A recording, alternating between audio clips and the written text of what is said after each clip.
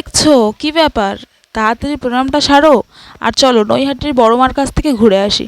Hello everyone, কেমন আছেন সবাই? তুহিনার আরও একটা ব্লগে আপনাকে স্বাগত। অনেক দিন পরে শনিবার রাত্রে আমাদের প্ল্যানিং হয় যে চল সবাই মিলে একটু ঘুরে আসি নৈহাটির বড় মার কাছে। অনেক দিন ধরে যাবো যাবো করছে ওর বোন, তো যাওয়া হয়ে ওঠেনি। তো যেই ভাবা সেই কাজ। তো আজকে সকাল সকাল উঠে 6টার সময় বেরিয়ে গিয়েছি। আর বেরিয়ে প্রথমে চলে গিয়েছি শিয়ালদা স্টেশন। অ্যান্ড শিয়ালদা স্টেশনে গিয়েই ঝটপট করে ট্রেনটা পেয়ে গেছি নৈহাটি স্টেশনে যাওয়ার উদ্দেশ্যে।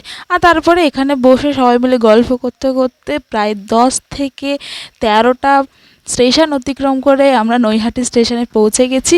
অ্যান্ড নৈহাটি স্টেশনে নেমে সেখান থেকে এই ইলেকট্রিক সিঁড়িতে উঠে একদম 1 নম্বর প্ল্যাটফর্মে নেমে যাবেন। নেমে সেখান থেকে 2 মিনিট হাঁটলেই নৈহাটি বড়মার কাছে পৌঁছে যেতে পারবেন। আর এই যে ভাই গিয়ে কত লাইন! আর এটা কোথায় ছিল? এই পাগলটাকে যদি কেউ খুঁজে পান তো অবশ্যই খবর দেবেন আমাকে। তো যাই হোক, তারপরে আমরা প্রসাদটা কিনে একদম লাইন দিয়ে 1 থেকে 1.5 ঘন্টা মতো লাইন দিয়ে পুজোটা সেরে বেরিয়ে গেলাম। এবারে গিয়ে একটু যাচ্ছি নদীর হাওয়া খেতে। তারপরে নদীর হাওয়া খেয়ে পুজো টুজো দেওয়া শেষ করে আমরা চলে গিয়েছিলাম মায়ের পুজো শেষে আমরা চলে গিয়েছি পেট পুজো করতে। তো এটা না সত্যিই খুব সুন্দর লাগে। দক্ষিণেশ্বর বলো বা যে কোনো কালী ঠাকুরের পুজো দেওয়ার পরে এই যে কচুরিটা খেলেই না একদম পেটটা শান্ত হয়।